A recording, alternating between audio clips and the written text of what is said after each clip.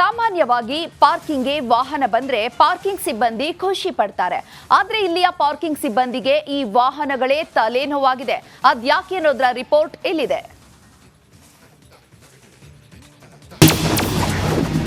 Parking ಸಿಬ್ಬಂದಿಗೆ bike ಕಳ್ಳರ ತಲೆನೋವು. ಕಳ್ಳತನ ಮಾಡಿ ಕೆಎಸ್ಆರ್ಟಿಸಿ ಪಾರ್ಕಿಂಗ್ನಲ್ಲಿ ಪಾರ್ಕ್. ಎಸ್, ಧೂಳು ಹಿಡಿದಿರುವ ದ್ವಿಚಕ್ರ ವಾಹನಗಳು, ಅರೆ ಜೀವವಾಗಿ ನಿಂತಿರುವ ಕಾರುಗಳು. ಇದು ಮೆಜೆಸ್ಟಿಕ್ ಕೆಎಸ್ಆರ್ಟಿಸಿ ಪಾರ್ಕಿಂಗ್ನಲ್ಲಿ ಕಂಡುಬಂದ ದೃಶ್ಯ. ಹೀಗೆ ಈ ಬೈಕ್ಗಳು ಇಲ್ಲಿಯೇ ಪಾರ್ಕ್ ಮಾಡಿರೋದು ಯಾವುದೇ ಫೈನ್ ಕಟ್ಟಲಾಗದೆ ಅಲ್ಲ, ಬದಲಾಗಿ ಕಳ್ಳತನವಾಗಿರೋ ಅದೆಷ್ಟೋ ಬೈಕ್ಗಳು ಇಲ್ಲಿಯೇ ಪಾರ್ಕ್ ಆಗಿವೆ ಅಂದ್ರೆ ನೀವು ನಂಬಲೇಬೇಕು.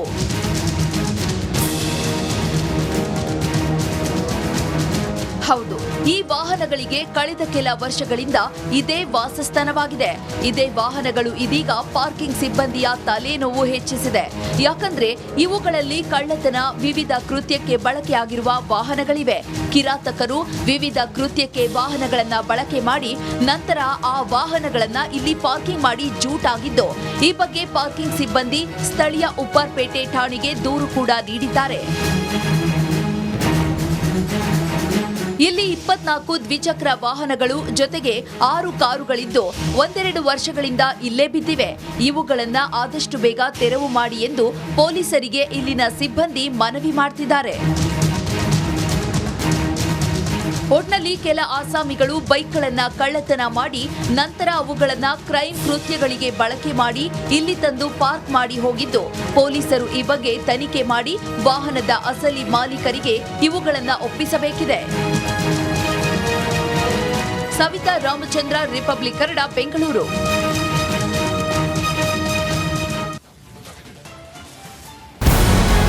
ನಮಸ್ಕಾರ, ಕರ್ನಾಟಕ ಪ್ರೈಮ್ ಟೈಮ್ಗೆ ಸ್ವಾಗತ. ನಾನು ಜಯಪ್ರಕಾಶ್ ಶೆಟ್ಟಿ. ಇಡೀ ಕರ್ನಾಡು ಇವತ್ತು ರೆಬೆಲ್ ಆಗಿ ನಿಂತಿದೆ.